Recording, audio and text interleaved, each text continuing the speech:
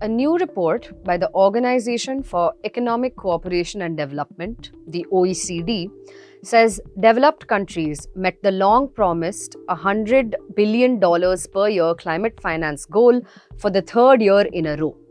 In 2023, climate finance from developed to developing countries reached 132 billion USD, and in 2024, it reached 136 billion. This sounds like good news, but how good is it really? To understand this, we need to first go back to 2009, when developed countries first promised to mobilize 100 billion USD a year for developing countries by 2020 at the annual climate conference in Copenhagen, or COP15. That target was only met in 2022, 2 years later than initially promised. Cut to 2024. At COP29 in Azerbaijan, the new collective quantified goal on climate finance, or the NCQG, was decided, and this shifted the benchmark. Developed countries now committed to providing 300 billion USD per year by 2035, with a broader aspirational target of 1.3 trillion for developing countries. This new 300 billion goal was critiqued by Global South representatives and civil society as being too little compared to the needs of the developing world, which, by one expert estimate, amounts to $2.4 trillion annually for emerging markets, excluding China.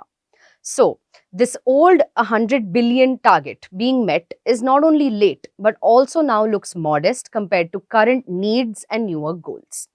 But let's unpack this a little. What does the new OECD report actually tell us? Number one, most climate finance is still public money, or money primarily given by governments and multilateral institutions. Public climate finance made up around 3/4 of the total in both 2023 and 2024. Number two, finance for mitigation continues to dominate. Nearly 2/3 of all climate finance still goes towards emissions reduction projects such as renewable energy and electric mobility, while adaptation finance, or finance which can help countries cope with floods, droughts, or extreme heat, is growing but far too slowly.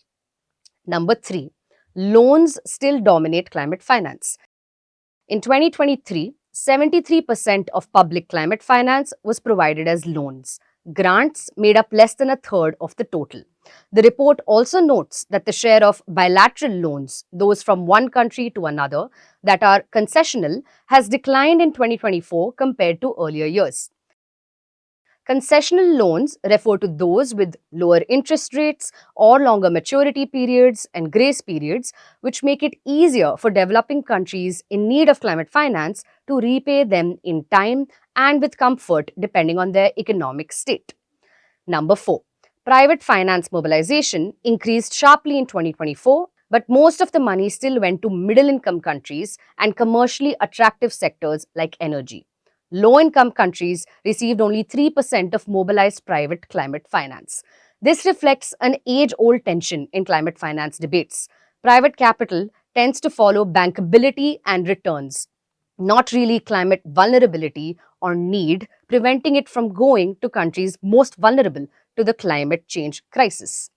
So, while developed countries have now exceeded the USD 100 billion goal for 3 consecutive years, this report also shows the bigger challenge that has been consistently highlighted by Global South actors. Climate finance is no longer only about volume or quantity of money.